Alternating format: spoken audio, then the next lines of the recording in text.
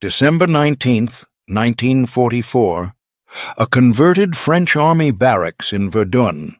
The most powerful generals in the Allied command sat around a table, and not one of them was smiling. 3 days earlier, over 200,000 German soldiers had smashed through American lines in the Ardennes forest. The offensive had caught Allied intelligence completely by surprise. American units were being overrun, surrounded, annihilated. Dwight Eisenhower, Supreme Allied Commander, had called this emergency meeting to figure out how to stop the disaster. The situation was desperate. The 101st Airborne was surrounded at Bastogne.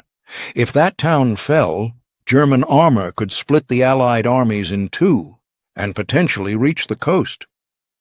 Eisenhower looked around the table and asked the critical question. How soon can someone attack north to relieve Bastogne? The room went quiet. Generals stared at maps, calculating logistics, troop movements, supply lines.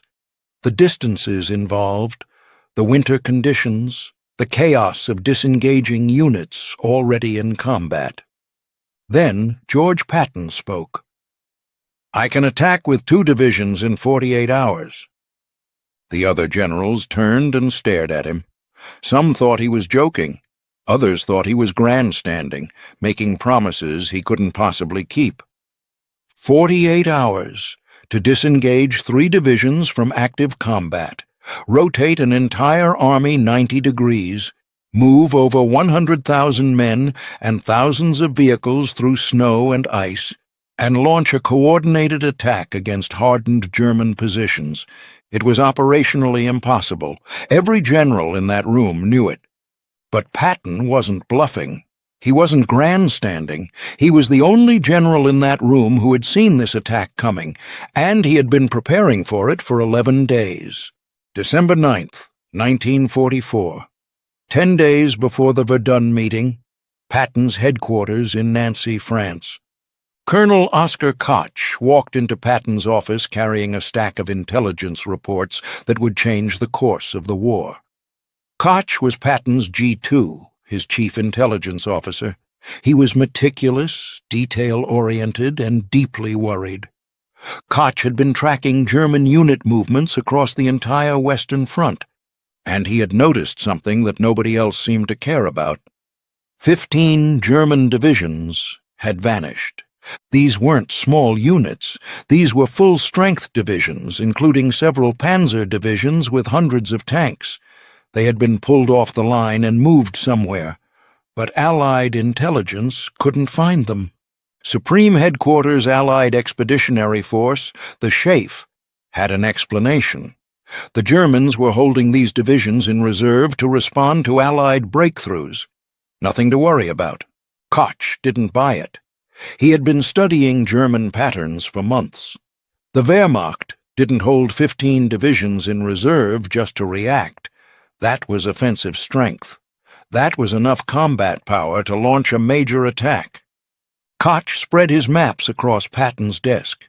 He pointed to the Ardennes forest, the thinly held sector where American divisions were spread across miles of front. General, I believe the Germans are planning a major counteroffensive. The target is here, the Ardennes. Patton studied the maps while Koch laid out his case. The Ardennes was the weakest point in the Allied line. 4 American divisions were holding a front that should have required 12. The terrain was difficult, heavily forested, with narrow roads nearly impossible to navigate in winter. That's exactly why SHAEF wasn't worried.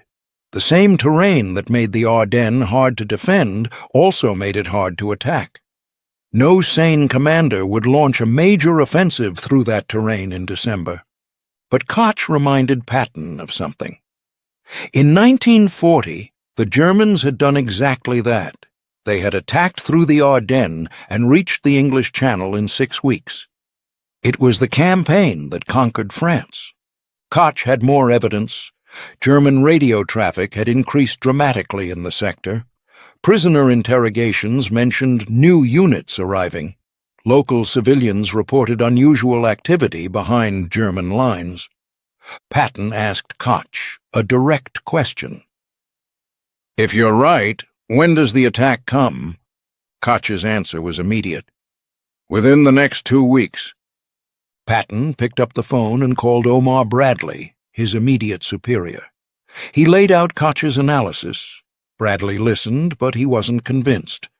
The Schaeff intelligence disagreed. The war was almost over. Germany was beaten. They didn't have the strength for a major offensive. Bradley told Patton not to worry. Patton hung up the phone and looked at Koch. He didn't say anything for a long moment. Then he gave Koch an order. "Start planning." Over the next 10 days, Patton's staff worked in secret. They developed 3 complete contingency plans for responding to a German offensive in the Ardennes. Each plan was detailed down to the minute. Truck routes calculated, fuel supplies pre-positioned, artillery batteries designated for rapid redeployment, infantry units assigned specific roads and assembly points. The plans covered every variable. If the German attack came from this direction, Third Army would execute Plan A. If from another direction, Plan B. If the situation required a different response, Plan C. Patton's staff thought their general had lost his mind. Third Army was engaged in offensive operations in the Saar region. They were pushing toward Germany.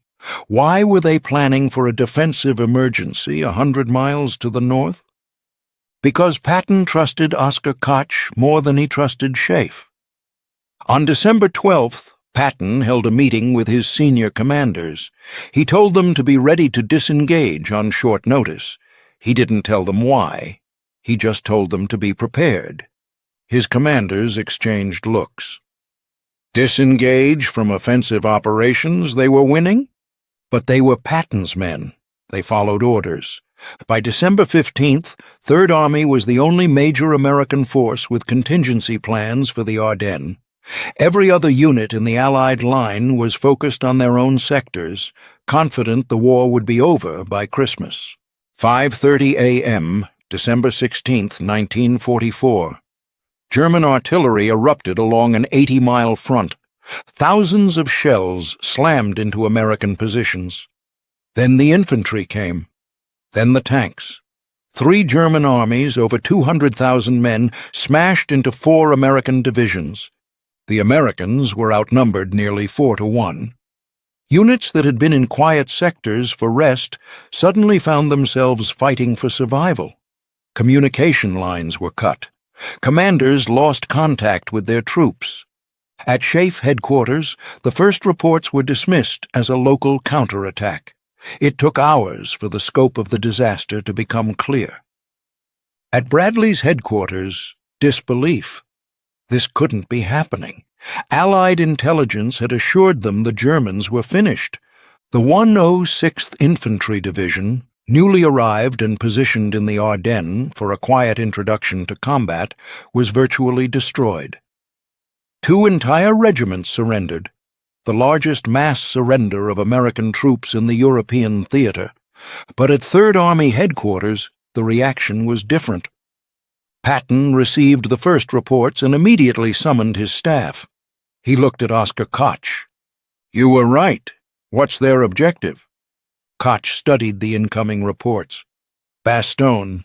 They need the road junction. And then Antwerp." Patton nodded. "Get me General Gaffey. We're executing the contingency plans." While every other American headquarters scrambled to understand what was happening, Patton was already giving orders. Third Army began disengaging from combat operations in the Saar. The other generals would spend 3 days trying to figure out how to respond. Patton had figured it out 11 days ago. December 19th, the emergency meeting. Eisenhower had called every senior commander in the theater. The situation was grim, but Eisenhower opened with a statement that surprised some present. "The present situation is to be regarded as one of opportunity for us, and not of disaster. There will be only cheerful faces at this conference table." Eisenhower understood something important. The German army had come out of its defensive positions.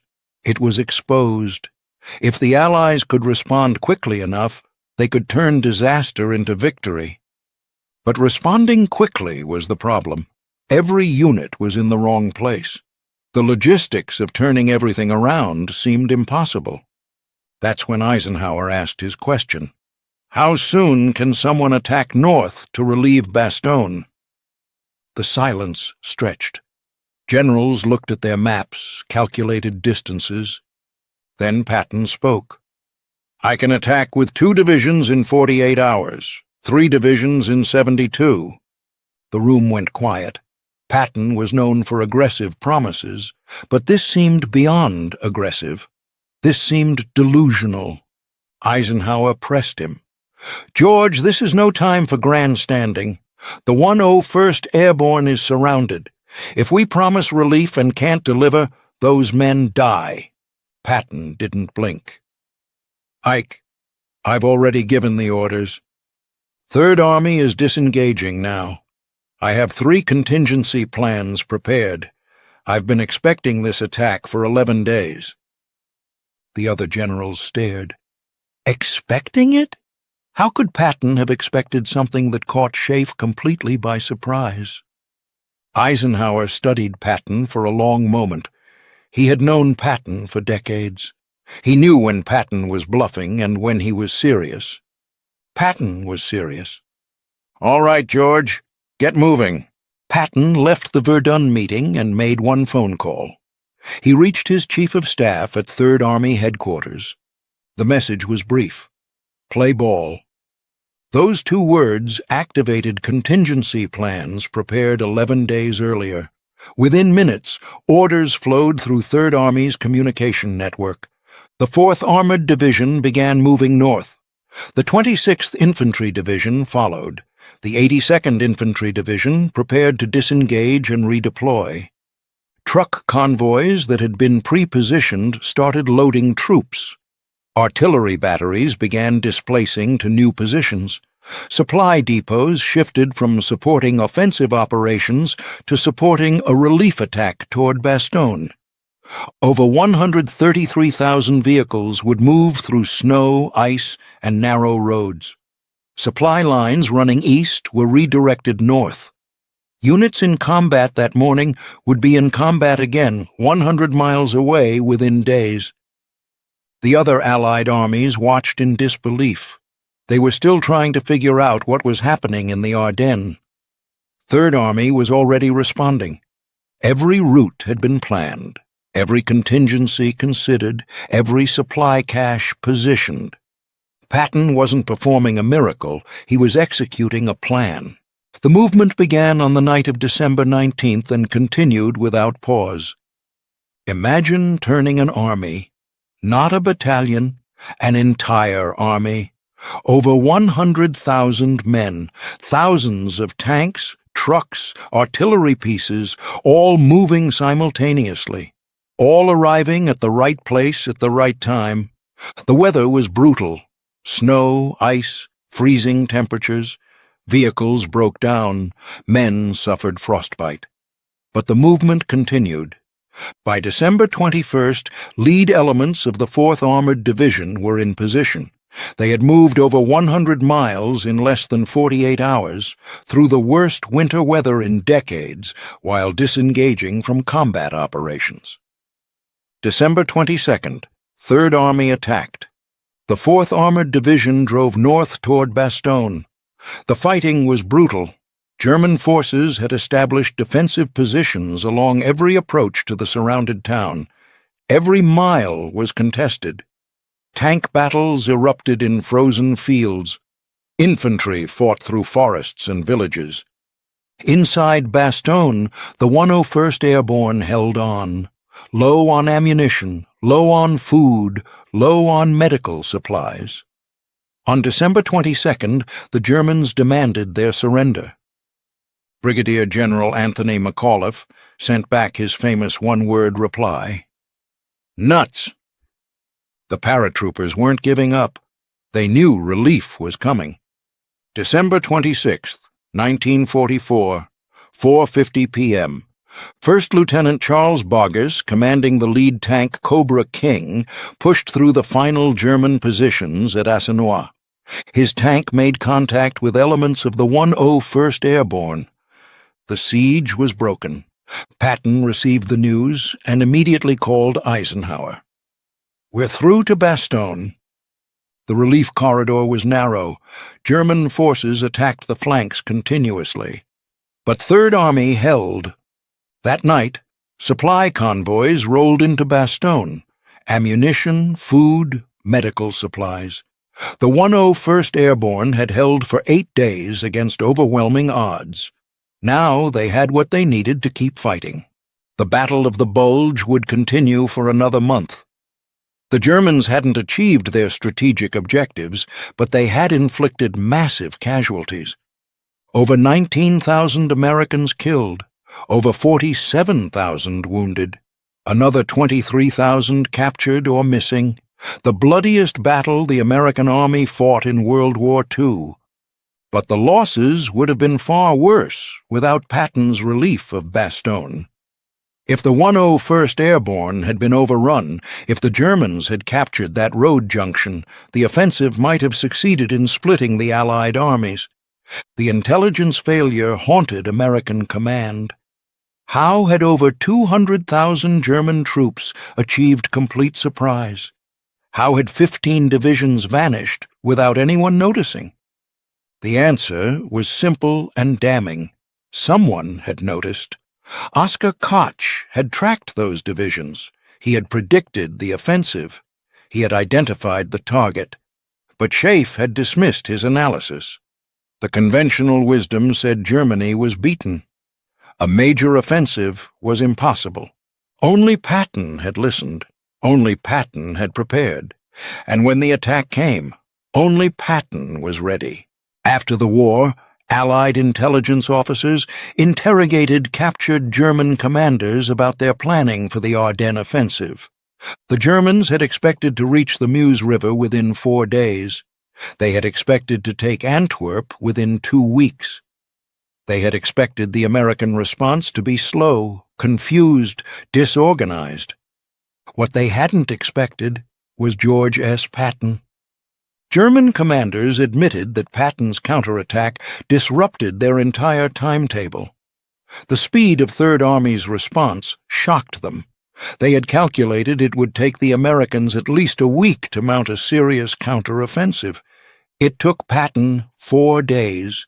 General Gunther Blumentritt, who served as Chief of Staff to Rundstedt, wrote in a post-war study that Patton was the most aggressive panzer general of the Allies. General Hasso von Manteuffel, who commanded 5th Panzer Army in the Ardennes, was more specific. "We knew Patton would react quickly. We didn't know he had prepared for our attack. When his counteroffensive hit us, we realized someone on the American side had anticipated exactly what we were doing. That someone was Oskar Koch. But he was working for George Patton, and that made all the difference. George Patton received no medal for the relief of Bastogne, no special recognition. The official histories praised Third Army's performance, but rarely mentioned the 11 days of preparation that made it possible. Oskar Koch remained largely unknown outside military intelligence circles. His prediction of the Ardennes offensive, one of the most accurate intelligence assessments of the war, was overshadowed by the larger story of surprise and recovery. But within the military, the lesson was clear. Intelligence only matters if commanders act on it. Preparation only works if leaders trust their planners. Schaiff's intelligence failure wasn't about incompetence, it was about assumptions. The analysts had decided the war was almost over. They interpreted every piece of evidence through that assumption. Oskar Koch approached the evidence differently. He didn't assume the war was over. He asked what the evidence actually showed.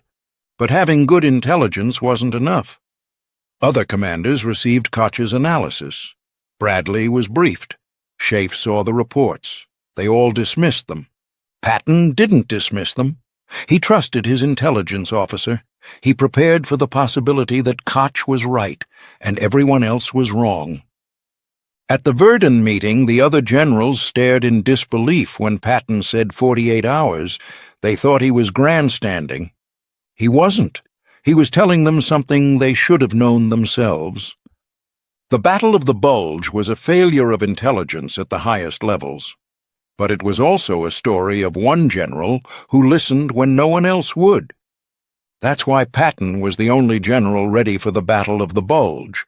Not because he was lucky, not because he was reckless, because he was prepared.